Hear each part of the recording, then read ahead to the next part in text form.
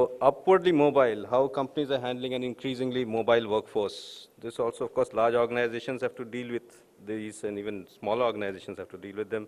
You know, people moving across geographies, across functions, across departments, working from home, challenges while posting people to less popular places, and they want to run away from there at the first opportunity, whether within your company or to a different company. So how do companies deal with this sort of situations within a larger framework of the organizations? So we have some very good experts here who will tell us all about it. Shamni, of course, will moderate the panel. And first panelist on stage, may I call on Kumar Krishna Swamy from Medwell Ventures.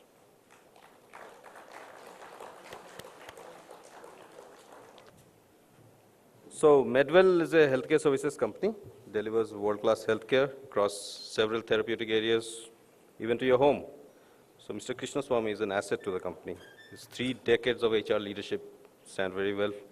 And he has worked earlier with the Murugappa Group, with Taj Hotels, with Littlewoods International, Wockhardt Hospitals, and Fortis. Medwell, of course, is partly owned by the former CEO of Fortis, Vishal Bali, right? Then may I call on Sib Sankar Bandopadhyay of ITC.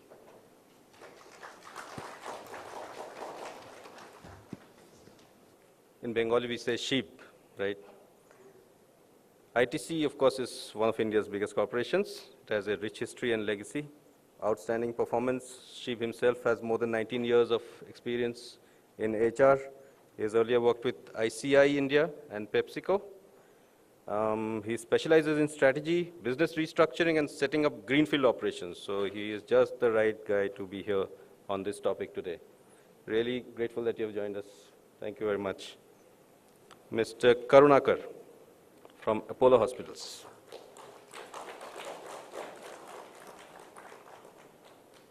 So Apollo Hospitals, of course, Apollo and Medwell are sitting next to one another.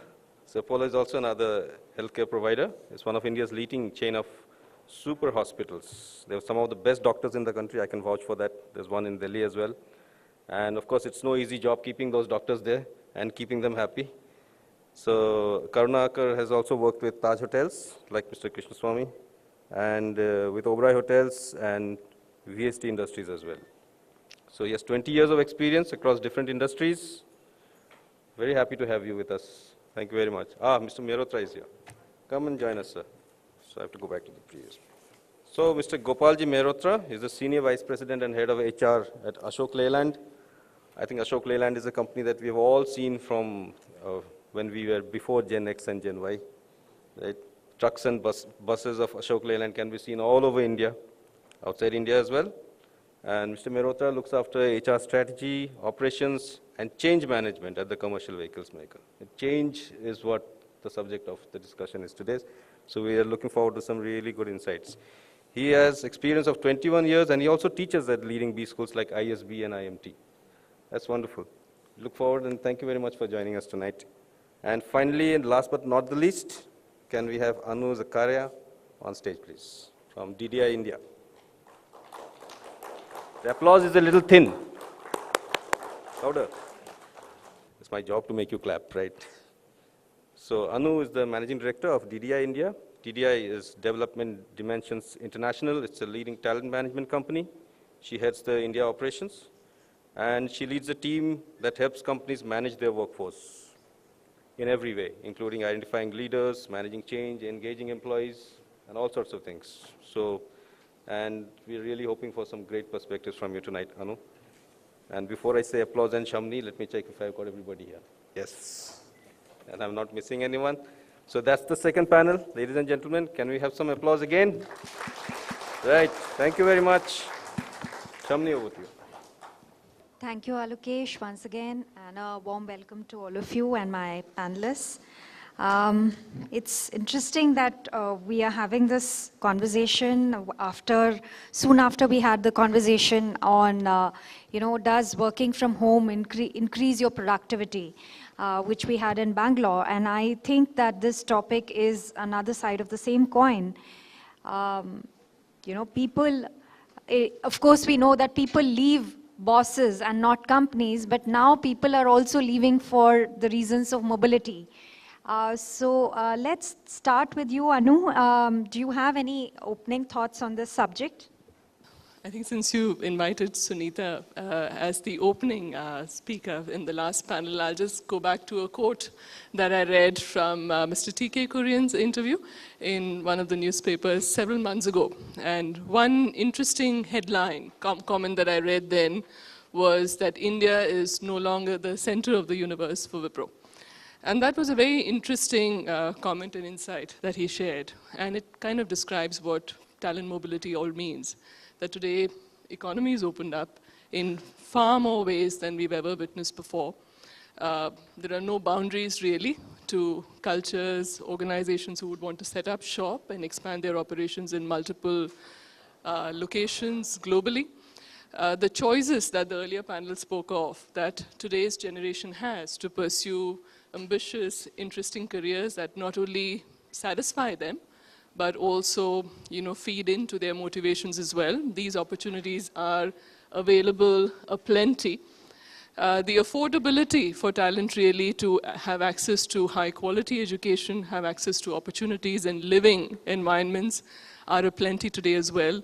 So to that extent, mobility is a given in today's context, and that's really what I believe. And therefore, an opening comment from me would be, really, are organizations sensitive to how do they best cater to such mobility needs for employees? How do they provide for not just careers, but also provide for high quality, living ecosystems in the environments that talents have access to go to? That really is a bigger issue that we see some organizations struggle with, Shamini. And we see a lot of organizations do that successfully as well. So that's really the opening remark for me. Yeah, I mean, glad that you nailed it, and it is an issue that companies it's a felt issue. So, Shiv, do you have any opening thoughts on the subject? Yeah. See, mobility is a subject which organization is to dealing with holistically. It is not only for the talents who are looking for mobility.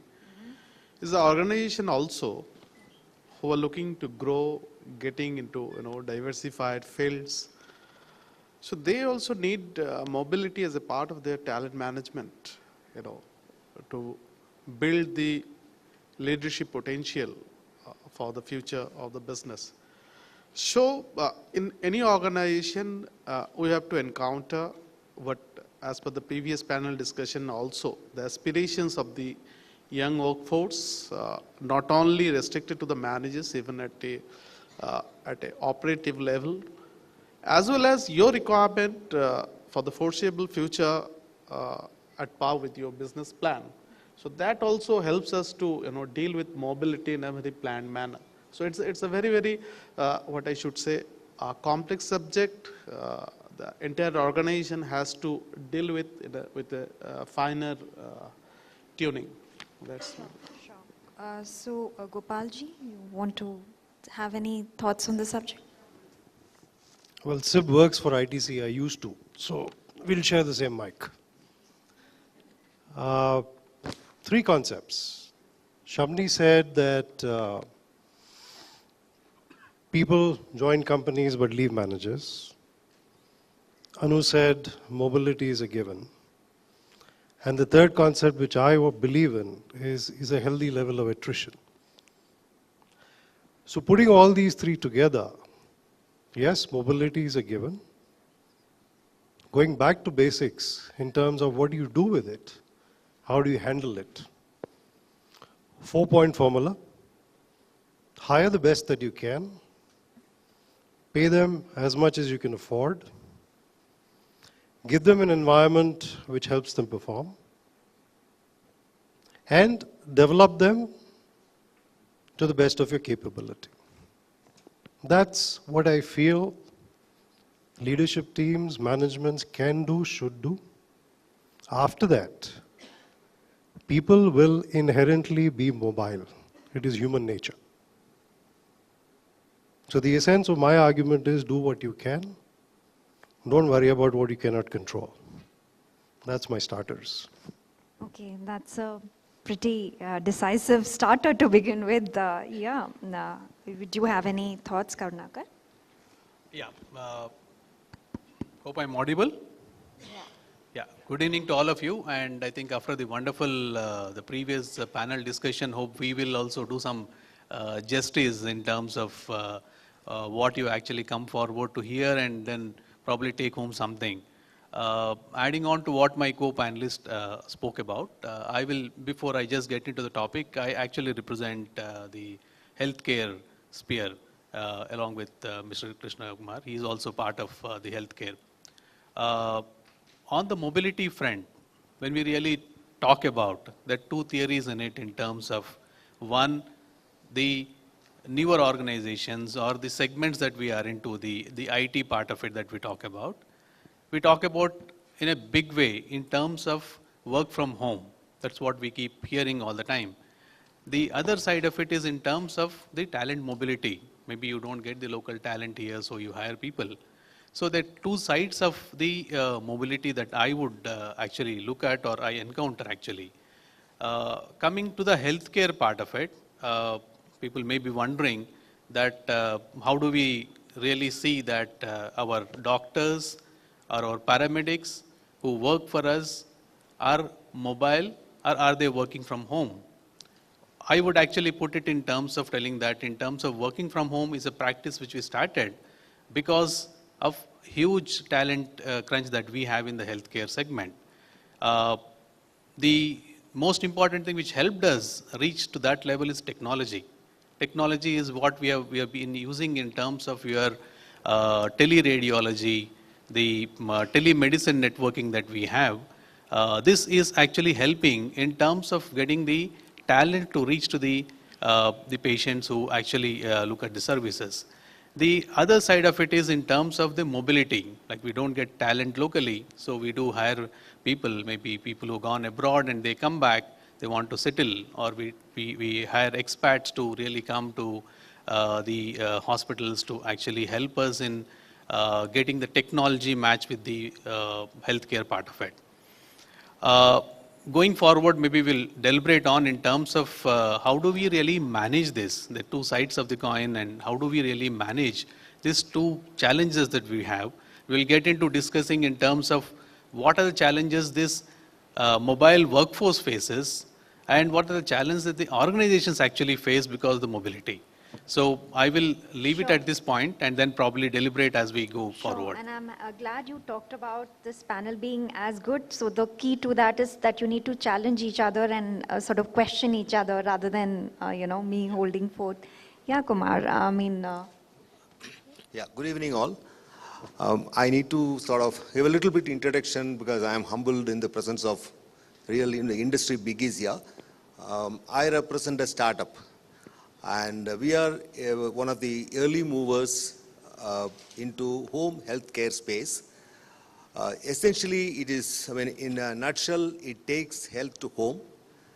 And also, there are several interesting features as to what we do. In terms of, we also ensure that the necessary help is given for people who are either due to illness or due to age-related reasons at home. And the interesting part of this business is we are essentially concentrated in metros, and it doesn't find much flavor with the local people. And for me, mobility is a major issue because in a city like, say, I come from Bangalore, we are also operating out of Hyderabad. Each city, as of today, I myself will require close to 500 people of this category. And almost 90% of them will have to come from different parts of India. So today, when I say I employ close to about 250 people, they come from almost 15 states. So yes, if you ask me today, have you found a solution? We are at it for the last 8 months or so. There are certain aspects we are working out.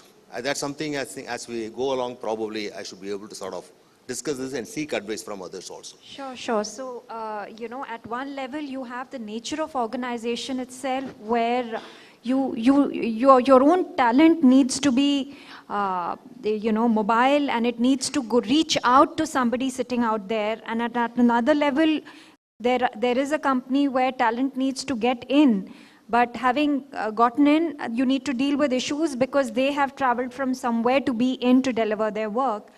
And Anu, while I don't intend to go serially, but just to get this going, you know, from your observation, one notices that when expats are brought in to organizations, a lot of pampering tends to happen, you know. They are sent on a look-see visit, whether they can fit in when they are going into an, you know, a different country because they are being posted there. So a lot of MNCs tend to do a lot of hand-holding for expats to see if their family can fit into that environment. I've personally come across many examples where families come and they see whether they can fit in, are they comfortable. But that doesn't seem to happen for a lot of local employees who probably have to wade through humongous amount of challenges to get into work. So, you know, do you think that that bias exists of how companies tend to deal with an expat settling into another country versus how they look at somebody who's probably having to deal with traffic snarls, reaching office after 2 hours, living in the boondocks kind of thing, you know? The perception at some level I feel is missing altogether, you know? Sure. You've actually touched a raw nerve, I think, for most people in this room. A quick show of hands. In this room, how many of us have had to move and work across multiple cities? I did, right? Do you have a love-hate relationship with certain cities that you were born into and studied in, and also cities that you eventually get transferred to or posted in? Does that happen? Yes, I can see a lot of nods and smiles across the room. So Shamini, you're right. When we say settling in, and when we say settling in for people who move across geographies and across countries, there is very consciously organizations who plan or who have a mobility strategy also ensure that through their policies and through their structures, they create an ecosystem where settling in is enabled, facilitated, no matter what level people move in. And we see this particularly for movement across countries. But within country, and with particular reference to India, where we find that moving across cities here can be a huge cultural shift, can be a huge adjustment shift, can be a huge shift even at a social status and ecosystem level as well. We don't see as much a rigor or follow through or support or facilitation that is done across most organizations today. And therefore we find often people end up making choices on careers, on professions, not just on the lever of is that job exciting enough for me, but they also apply one other decision criteria. The location of my posting, does that location offer what I'm looking for from that location as well? And we often find managers in India in particular would hesitate to get posted to a non-metro city. As an example, if they have a spouse who's also pursuing an ambitious career, because the chances of a spouse pursuing an ambitious career in a non-metro location might not be as attractive enough. Absolutely. And you might have, by contrast, people making choices because the cost of living is high, or the quality of healthcare or education is not as robust enough. Absolutely. And therefore, to Gopalji's point, when we select, when we hire, when we promote, when we plan careers and successions, apart from fit for the job, are we also listening to what does location fit look like, or what does mobility fit look like, what motivates that individual from that transition, and do we make allowances for it? Not many organizations have a planned strategy. Yeah, it's a complete lack of it, you know. It is willy-nilly, I will find somebody, if it fits, fine, and if it does not, it does not, you know, that kind of, yes. Maybe if I may Yeah, please. probably add on to what you told, or to some extent, it goes mostly with the way you manage it. Yes. The difficulty that the organizations face, at least the exposure that I have or the experiences that I have, is one, the challenge of getting the right people, whether you are internal mobility or getting someone from outside and doing it. The success lies in actually planning the mobility. Generally, we don't do it. What we tend to do it, okay, you get a opening available, so you try to put someone by not getting him properly inducted into it. some of the initiatives that we did, mainly with the medical professionals, very tough to get one, retaining is the other major challenge that we have. The amount of involvement that we get in to take a decision to move someone out is involving the families. Right from the kids to the spouse to the person concerned, we spend a lot of time trying to match their expectations. Maybe sometime it is time consuming, but the results are very good.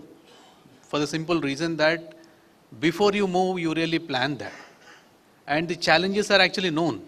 It's not that you would not be knowing the challenges after landing there, okay, there's something new. Like what she was mentioning about the pampering that we do for an expat. We also do hire expats. Yeah, there's a lot of pampering, as you rightly told. We tend to give a lot of importance in terms of providing them what best or what is that is available. The cultural match is the other thing that happens. If we are able to really get this addressed properly, mobility, at least in terms of moving from state to state, will not be a big challenge in terms of handling it. Yeah, you have a challenge in terms of getting them into it, but the moment you get into it, your hit rate is very high. True, and it's a survival issue for your the health space, and so I'm told that the education sector also faces this problem when you have institutions that are opening up, even in a place like Ahmedabad. And one of the big issues, which was the new director openly admitted to, was the fact that while he could take that call of going to IIM Ahmedabad, the spouse was also working. So do you have those opportunities there for her? And a lot of people do tend to hold back on going, even if they wish to, because of those fits that are not available. May I offer a perspective on Please. movements and expats? I couldn't stop myself because ever since I took up working, right now this is my 9th city and 7th state, and 2 of those states were not in India. So I couldn't stop myself from barging into Shamni's question.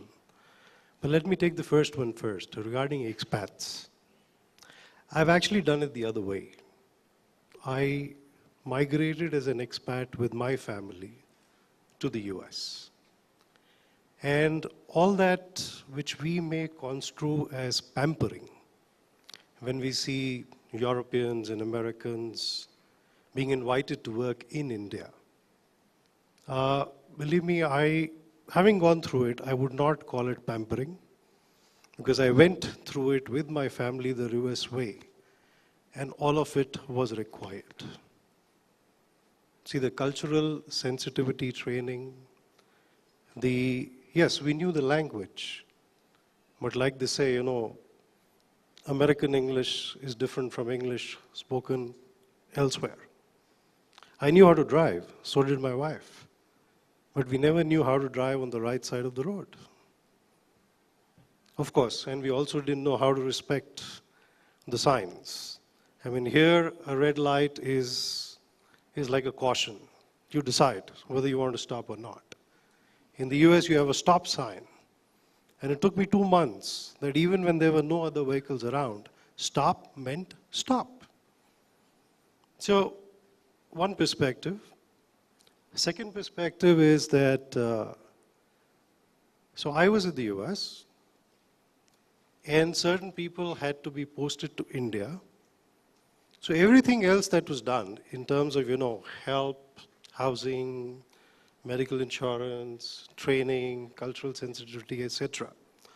All of it was required, but there was one thing that I objected to, and I was unpopular, but I objected to something which was called a hardship allowance. I said, I'm sorry. Somebody moving from the West to India, I cannot imagine a category or a component called hardship allowance. Because believe you me, when I tell you I did not have a dishwasher, I did not have a lawnmower, I did not go to a car wash, I did not have a washing machine when I was in India. But all those were people. So that's how you lead life in India. if you're an executive. So I objected to the hardship allowance. Third part, and after that, if you don't give me any more time, I'll be fine. The third part was about moving across cities in India. See, there are two things two questions, which I think every hiring manager, and if the hiring manager fails to ask, then the HR manager should ask of a candidate who is interviewing and may relocate. First one, does this make sense for your career? Second one, does this make sense for your family? That exploration, and that's the listening which Anu referred to, that has to take place if you're looking for, if not a long-term, at least a medium-term relationship. So as a HR manager, do you ask those questions? Do you consciously keep it in front of you when you're looking at those hiring or a situation where you're transferring someone from one place to another? Always do. 20-year career, first 10 years, if I was involved in filling numbers and I did not, I corrected that mistake. Over the last 10 years, whatever I've done has been sort of manager, director, VP upwards. These are people at different stages of life and career. You have to ask, you have to make sure that it makes sense for the family. And if the person is in doubt, I would suggest if you decide not to take the person, you're going to do the person a favor. And obviously your organization, because it will turn out short term. Sure. I would like to please. respond it a bit differently. You have asked about the pampering of expatriate managers, right? In our organization, it's not expatriate kind of thing. We have got, actually, in our talent strategy, we build and buy. We build. Come again, you build in? Build and buy. Okay. We follow a philosophy of build and buy. We have a homegrown talent management whom we hire from the premium campuses like IITs and IIMs. And since we are expanding in a very rapid speed, we buy also. We go to the market and we do hire laterally. Like, what is expatriate you mean to say? We are facing, same kind of expressions from the lateral entrants. They are feeling that we are maybe not getting that kind of recognition, what the homegrown talent, we call them AUTs, are getting. Let me tell you, this mobility in our organizational experience, we don't find that that is hampering or attrition is happening at the mid-level. Whatever we are suffering at the very early stage, within 4 to 5 years of a career. We go to all top campuses of the country. Our remuneration is whatever you're told, the 4 points what Gopalji was trying to mention. We give in our kind of organization more or less best in the industry. Yeah, we take care of every aspects of a managerial mobility, right from their family, children's education, house, medical. Do you separately think through of issues like the cost of mobility, that when you're hiring someone, of course you will be compensating him or her for the experience, for what they are drawing previously, but separately do you also compensate a person for the cost of mobility? If somebody is leaving all their infrastructure and everything in a certain geography to fit a requirement in another, is that aspect kept in mind? We don't put it as a cost of mobility. We take it as a incentive for a mobile manager, right? See, that is our talent philosophy. At the very early career, I would like to give the brilliant managers, engineers whom we hire from the premier campuses to give in-depth experience. We call it, few solid roles. And based on their performance, we would like to give them breadth also. First initial 2-3 years, we would like to give depth and try to understand, their future perspective, who can be a leader, or some kind of assessment. And for becoming a leader at a division level or at a corporate level, as a part of our strategy, we put them in across the functions, across the businesses. So there is an incentive. We don't put it as a cost to mobility, but there is an incentive for a manager who is mobile. This was working fine. This is working fine for the managers who are a little older. But this is not working fine for the youngsters whom we are hiring from the best of the campuses and giving best of the salaries. Okay. That we are trying to find some solution. I'll tell you. Nahi, let's nail the issue right now. What we are finding, when we are giving the roles, we are going through the exit interview records, analysis, and all this stuff. Nothing is coming as a compensation or the city or this thing. Most of them would like to venture for entrepreneurial this thing. They would like to more and more involved in a project kind of assignment, which an organization like us always can provide, right?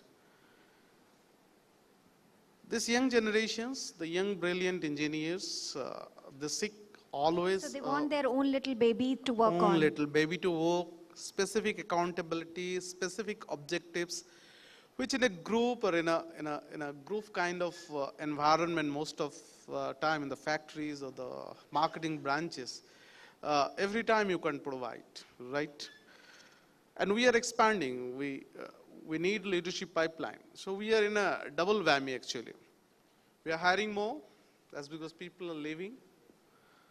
And our attrition rate is going up. We are keeping them idle. We are not for building the talent pipeline since they are not getting. So mobility, therefore, is not the issue. Why with the new generation, you're saying? Mobility is an issue. I'll come later when we talk about diversity. Mobility is an issue, but not for. Let me tell it very upfront, not for the male engineers who are coming to us at the first 2, 3, 4 years. Mobility is not, as because our operations are, very, very remote. Our factories are remote. Our upmarket, up-country branches are, very remote. We are finding the people at that level, at that positions. Those positions are manned at the age level. We are not finding that much of difficulty, but for young female engineers, managers, yeah, we are finding difficulties. But that's not much. It's more of a what kind of job or experience they're getting, how their accountabilities are defined, what kind of, they would like to do social activities, and after 2 years or 3 years of working, they would like to get into some NGOs. How we are providing that kind of opportunity. In ITC, we call, Sure. I think Anu is dying to add to what you were saying, or sort of. I think more than dying, I'm just relating to the point that Sib and Gopalji made, that one is selection and finding the right fit for the talent, for the right roles and right environments that you operate in, be it locations or factory versus corporate or sales versus support functions and so on. But Gopalji raised a very interesting point on how do you develop leaders to ensure that mobility does not become a showstopper in their own careers and in their own growth as well. And increasingly, in the work that we do as a talent management firm, we often work with leaders and executives globally who work with global organizations or local organizations who have aspirations to go global as well. And often we find that if you have to expect your executives of today to be ready, to be increasingly mobile in an environment, in a market environment like the world is today, you would need to invest in building their readiness to become more and more mobile as they grow in their careers as well. So increasingly what we're finding organizations do is forward thinking. They're saying, how would my business context look 1 year down the line, 2 years down the line, 3 years down the line? And is that business context going to demand increased agility, increased mobility, increased adaptability, increased flexibility in my talent pool? And that is driving a lot of hiring and development decisions now, right? So increasingly we are finding organizations that we talk to saying, we live in a world where we want an agile workforce, and agile implies mobile, agile implies flexible. We live in a world where we expect leaders or executives to work with customers who are not local, but work with customers who are truly global. So they might be sitting in India, but they might have a customer-consumer base that they cater to that are truly outside of India. Increasingly, organizations are saying that we want our leaders and executives to recognize that India is not an ecosystem that operates alone, but we have to have dependencies with other markets worldwide. I thought that you started the conversation Exactly. with that India is not the center of the universe any Exactly. longer. And therefore, Shamni, it's one thing to say that today my leaders don't have global acumen, and therefore let's send them to an executive education program and let's expose them to the best of management thinking and expect them to move the needle on their global mindset. But it's another thing entirely to say that if global acumen is critical for your leaders today and will continue to be more and more critical as they grow further in their careers, is an education program alone going to meet that ask? Should I be creating opportunities? Call it projects, call it work experiences. To be where the people are, and Exactly. in a sense, and sort of break it up. Exactly. You know. And then how do you deal with mindsets or attitudes or inherent motivations that can hold leaders back? Yes, at DDI, we do a lot of development of leaders as well. Yes, we do change management workshops. Yes, we do workshops on innovation and execution. Yes, we do workshops on developing a global mindset. But the reality also is that not all of these skills can easily be trainable in a classroom, right? And therefore, how are you addressing some of the inherent attitudes or barriers that might limit a manager from truly being change-oriented?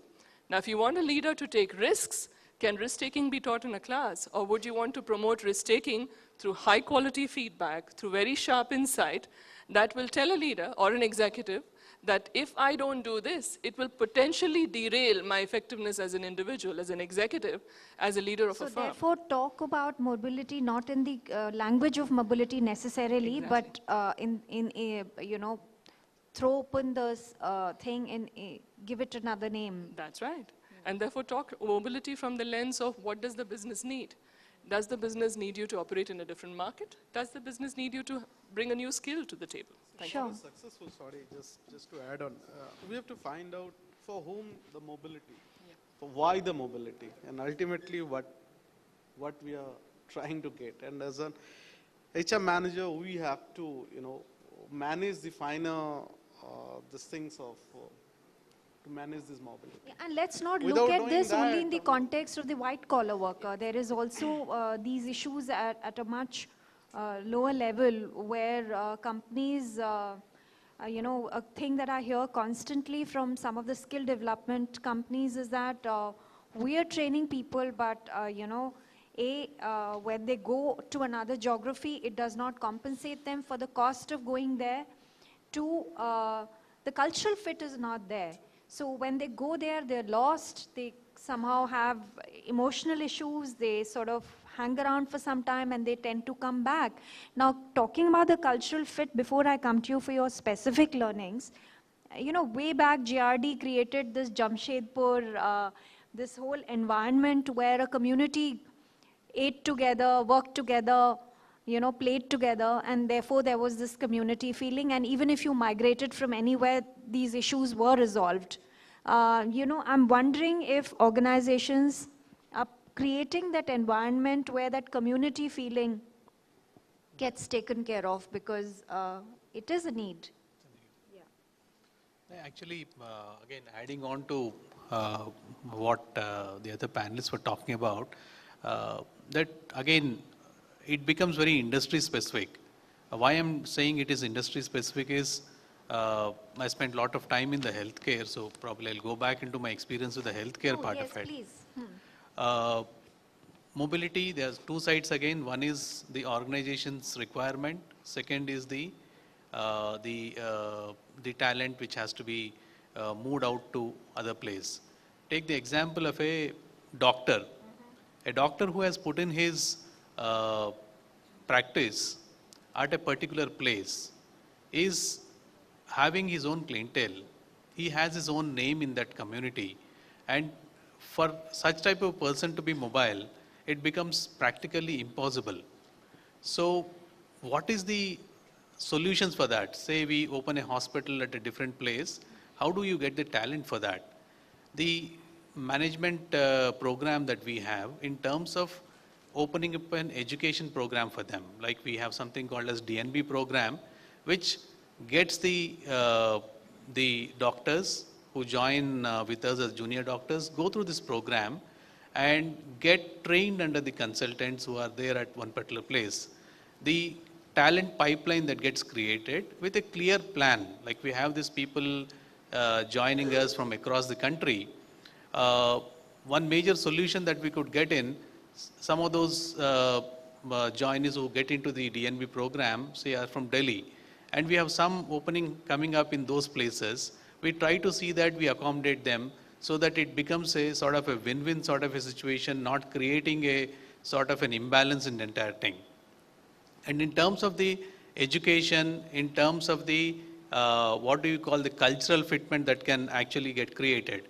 Apollo as an organization, if you look at, we are very close-knit sort of a culture that we have. We actually call it as a family culture. We have these education programs where the management graduates plus the medical professionals get trained in the system, not just on the technical part of it, but in terms of the cultural fitment, organizational culture that is required for them. They actually get imbibed through the programs that we have. When these people actually are required to move into a new place or a new hospital which gets opened up, the transition happens very seamlessly.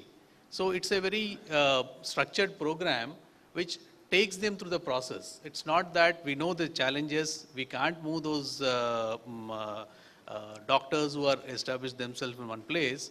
So we have a plan in terms of seeing that there's no gap that comes up, and the other side of it is a huge expansion that we have. So the programs that we have designed are such that they actually address these issues of, one, the clinical knowledge that they get in, second is the cultural fitment. This actually is helping in a big way in terms of addressing the mobile workforce that we actually look forward for. So when you talk about the cultural fitment, what is it that, I mean, for instance, what? Give me an example. Like what we actually do is in terms of how we actually need to handle, say, a healthcare professional in the same organization. What is the type of treatment that you do to a patient? When we talk about treatment, there are two angles. One is the medical part of it. Second is in terms of how do you really counsel them? How do you take care of them? When I talk about the culture, the most important thing that we talk about in our organization is in terms of seeing how we can actually make the patient very comfortable with the treatment that goes in, plus the counselings that happen, the family nature that gets in. That's the essence of how we are very successful in terms of getting it. The doctor, interact more closely with a patient who is the doctor being from another culture and the patient being from another culture. There shouldn't be those communication issues. Absolutely. So you train them in that. Exactly. Yeah, I would like, because my perspective obviously will be different, because from expats to managers, sure. I'm talking about my employees. In fact, I can recount experiences from both Taj as well as current Medwell Ventures. Today, if you take it, my employee is typically an 8th standard passed, mostly a woman, and they have not even stepped out of the area where they are born and bred. Like, for example, my next set of people are coming from somewhere in the interior jungles of Jharkhand. So, for me, there are two challenges involved here. One is to ensure that they see that there is a career like this, because they don't know. They have not been exposed to whatever we are today talking in terms of Gen Y and all those things. Probably they are far away from that. So one is that. The second is sort of enable them, give them the feeling and confidence. Yes, I can move based on certain factors for almost 1,000 kilometers to a totally different culture without knowing much of it. So yes, it's a problem. What we have done is, we our team, today what we do is, they are there in not fully full-time. Regular visits are being made to those jungles today. We go there. We spend time with the people. It's not only of course, we do take the help of NGO to ensure that the basic trust factor develops. And once the trust factor happens, the next is transferring the trust to an organization like ours, which itself is new. And the job, there is something which is unheard of. So this is something which we feel that which enable them to be prepared to move across cities. Because tomorrow my business may require these people to move from city to city. So one is that. And the second is in terms of coming across and also be prepared to do something and learn something. But regarding the point what you made in terms of the cultural part of it, I am today looking at not in ones or twos or, a very specific few doctors or a few expats or a set of managers. I am looking at sort of hundreds and thousands of people Coming from a certain region. from different parts of India. India, okay. So I feel, in fact, today, I read in the paper today, it's a very, very interesting and heartening development. Minister Kiren Raju, who himself hails from Arunachal, he has said, we are going to create cultural assimilation centers in cities, starting with Delhi. I think this is a good move, because an organization can, to a certain extent, bring them and sort of make them feel that they are wanted and part of a new culture. Sure. But beyond that, society has a role. Society has a role, absolutely. And this was something which the skill development companies were talking about. Yes. That, they had to even train them in basic issues like how to use a Western toilet, given the kind of geographies they It's feel.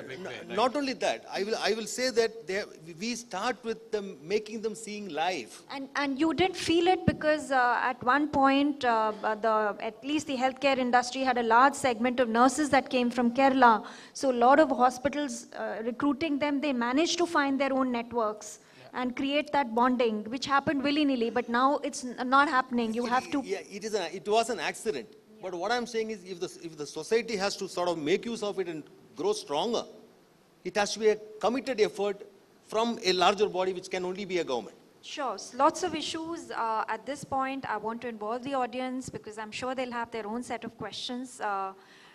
Feel free to ask a question if you have. Yeah, Kumar. Yeah, this is Kumar from Business Today here. Mr. Krishnaswamy, while inviting you, this one thing which I had learned was that though you are a startup, there is not mobility, not just from the context of geographical mobility, but also career from moving from a startup to, let's say, a known brand, say from Medville to Apollo or Fortis or whatever. That is also a mobility as an issue there.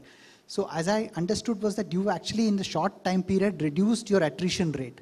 So what different have you done in the past 8 months that has ensured not just the ability to look at geographical mobility, but also in terms of mobility across companies? What have you done to ensure your lower mobility? See, in terms, again, I don't think in much way different from what any company does in terms of saying, once the employee comes inside, before the person walks in, it's a question of that they feel comfortable. We need to create that kind of an environment. So today, if you ask me, please understand one fact. My 350 employees are spread across 350 different homes.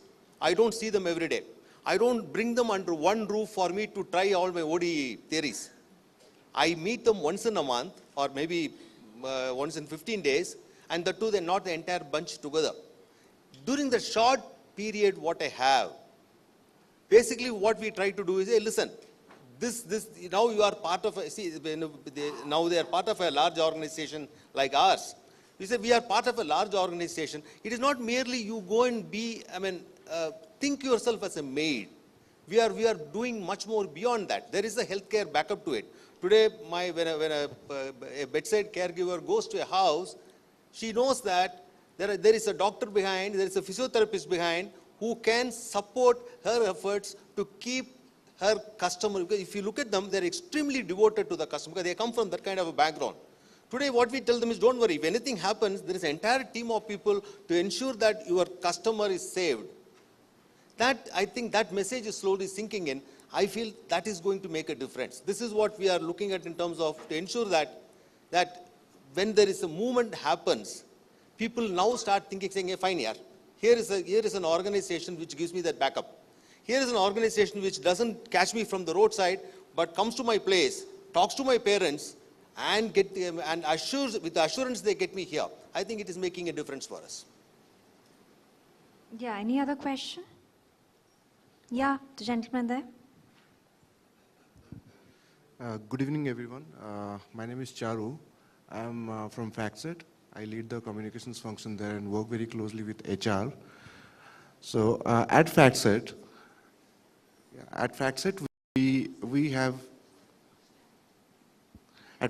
we have people from various states coming together and working. We have 2,000 plus employees at FactSet Hyderabad, and they are from various backgrounds, cultural backgrounds. So, I mean, mobility in a way kind of creates a diversity in an organization. So there's this question that I've been pondering over for quite a while now, that how do we create this acceptance for various groups of people inside an organization, because I've been seeing that there are various groups that are operating in a silo. So how can we create acceptance for various groups among each other inside an organization? Interesting, you asked that. So what you're saying is that people form groups on the basis of commonalities of their background, and how do you create interplay between those groups, right? Have I understood your question correctly? What I mean to ask is there are people from various cultural and geographical backgrounds in a company. So they don't sometimes understand each other's words. So hence there's this bonding that doesn't happen. So they sometimes operate in a silo. So is there a way to create acceptance between groups? Okay. Anyone wants to take that? Yeah, please. Yeah, I'm trying to respond to you how we practice. Whenever we get new people, new workforce, be it manager, be it workmen, every organization should have an assimilation process, a robust assimilation process. And that should facilitate a long-term organizational culture building process.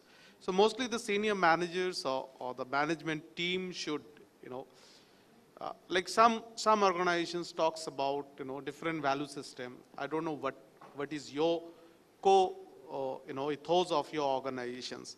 So our induction process, assimilation process is nothing but, inducting them, help them, mentoring them.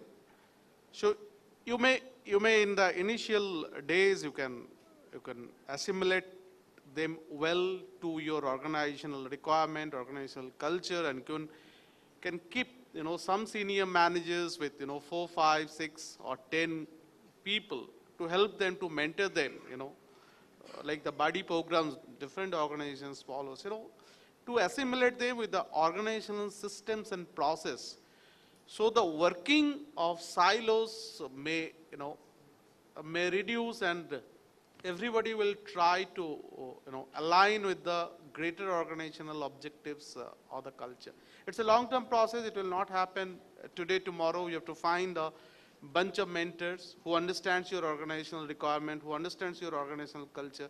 First develop them, build a robust induction program, try to assimilate them as good as well. After induction, put them under the mentors, so they will help them. So the organization should acknowledge that this is an issue in the first place. Absolutely, Yeah. absolutely. I'll give a practical example of whatever he mentioned just now. From my example, the assimilation, what you spoke about, in our system, there was a practice. Anybody who had a certain Mongoloid features were branded as Manipuri.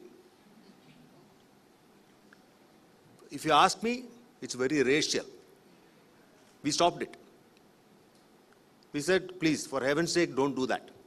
I think probably, because at the end of the day, I feel that this is a very highly sensitive stuff. mostly emanates from the people who are driving it. So the moment we realized it, we said, please don't say that again. Are they not part of this country? It made a huge difference. I think it has made a difference. So probably, I don't think there is any sort of one-size-fits-all kind of a solution. But probably if you study it, if you go into the roots of it, there may be something very, very innocuous, things like that. We need to look at that. That's what I feel. Anyone? Yeah, I see a hand up there. Hi, my name is Karan, and I am from an organization called Next Education. We provide products and services to schools. And we are about 2,000 people strong, and about 70% of our employee strength is working from home. And they are in roles like sales, operations, technical support is what they do. And I have basically two questions which I would like to ask. One, there's a lot of coordination which happens between the sales team and the ops team. And there are a lot of times when there are a lot of disputes which comes up. Is there a way to address or see to it that it comes down or this thing? The second thing is we do a lot of hiring from campuses, and we have to deploy these people across the country. Is there a way where, the general norm, people think that you can deploy a fresher anywhere across the country and they would be okay. But the fact is, they are not. So is there a way to basically get them to realize that there is potential elsewhere as well, beyond their state and beyond their hometowns? So that's my question. So the second one seems closer to the topic we are having. The first one, I'm not sure, because it's a difference between the ops team and the sales team. I don't know how it relates to the mobility issue, but yes. I try to relate in terms of today's topic, at the beginning I was trying that organization also should try to practice mobility for a better development of the senior managers. That can happen otherwise also. Like there are some conceptions are there that will put a guy in operations, then put to sales, then to the leadership. That can be one approach. Other approach can be, can that guy be the key account manager? So he is responsible for the operations, he is responsible for the sales and marketing. He is the mouthpiece to the customers as well as to the higher management. So I don't know which one will fit in your organization based on your requirement. With the today's subject matter, we can use mobility concept to address that issue. Yeah, mobility of roles is something that helps in addressing it. You understand the other functions, challenges, and then probably take it. It was a wonderful panel discussion. I think mobility is something that touches all of us, everybody in this room, and of course the entire fraternity outside the room as well.